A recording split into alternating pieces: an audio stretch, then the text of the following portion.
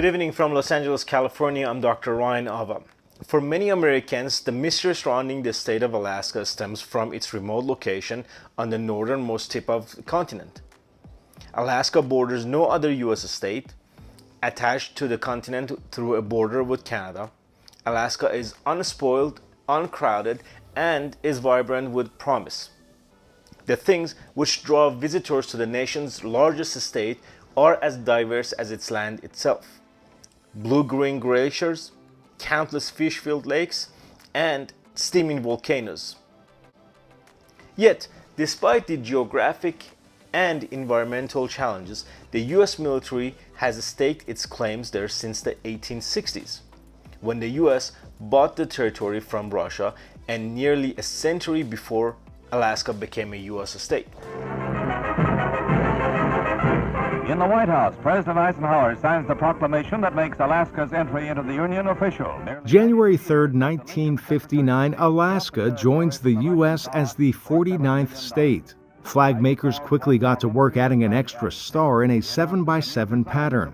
Alaska is the largest of the 50 states, boasting nearly 1.5 million square kilometers of territory, despite having a population about the same as Washington, D.C., which covers only a fraction at about 176 square kilometers. Its capital city, Juneau, is roughly 6,000 kilometers from the nation's capital. Alaska is also home to a handful of military bases and is of strategic importance given its proximity to Northeast Asia. An 88-kilometer stretch of water separates Alaska from Russia, which sold the territory to the United States in 1868 for just $7.2 million. The 49th state is home to more than 1,000 vertebrate species, some of which have been at the center of political battles over oil drilling in the Arctic National Wildlife Refuge. Alaska is known as America's last frontier for its remote location and vastly unsettled land. Arash Arabasadi, VOA News. Texas was the biggest U.S. state before Alaska was admitted, and you can fit all of Texas inside Alaska twice, with plenty of room to spare. And U.S. officials say it's precisely the size and its location that provide many strategic advantages for American national security. The military calls it the strategic airspace. From there, fighter jets can reach anywhere in the northern hemisphere in a single flight. Here we go. Soaring in an F-16. All right, here comes Afterburner. At the top of the world, backseat with the U.S. Air Force. Over America's last frontier, Alaska. All right. At times flying faster than the speed of sound. We are now supersonic. An F-35, America's newest stealth jet. Beside us, a sea of snow-covered peaks below. 15,000. The tallest in North America, the majestic Denali nearby. Beautiful, isn't it? My pilot, Major Lloyd Wright, call sign Bond, has navigated these skies for the last 7 years. I've flown a lot of places in the world, and this is like the best airspace in the entire planet. It's absolutely a national treasure. But American fighter jets aren't here for the views. The military calls this strategic airspace. We've just arrived at the Arctic Circle, and from here, fighter jets can reach anywhere in the northern hemisphere in a single flight.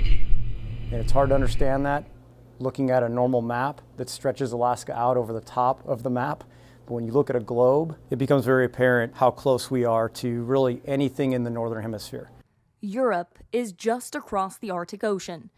Mainland Alaska is less than 100 kilometers from Russia, and Asia just across the Pacific. We're closer to the Indo-Pacific than they are sitting in Hawaii.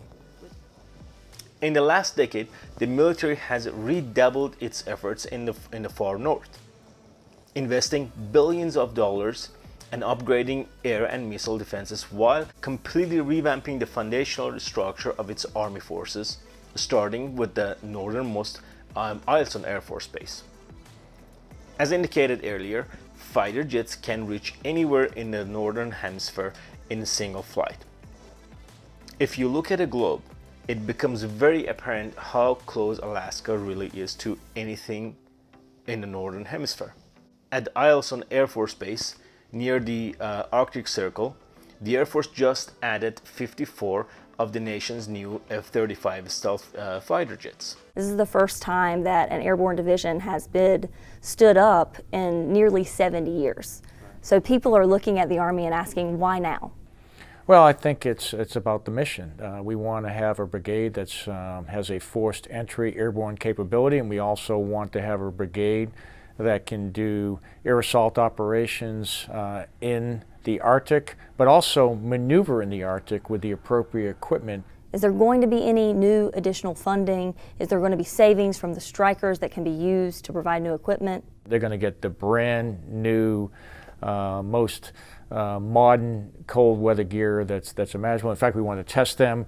We're in the process of getting what we call CAT-Vs, which is cold weather all-terrain vehicles that are designed to operate in the snow, in the extreme weather, and they're going to be the first ones to get those type of vehicles. So we're getting them the equipment they need, we're getting the weapon systems they need, and we're bringing that together, and that's going to happen over the next couple of really years to make sure that they have what they need to do the job in this environment. And a reason for Russia or China to think twice before heading to war with the United States and its allies. To see more videos like this and to support my work, click the subscribe button here on the screen. You may also follow me on Medium, where I write about the most important topics daily, or check out my podcast, Dr. Ryan Alva Show, on Apple or Spotify or wherever you listen to your podcast.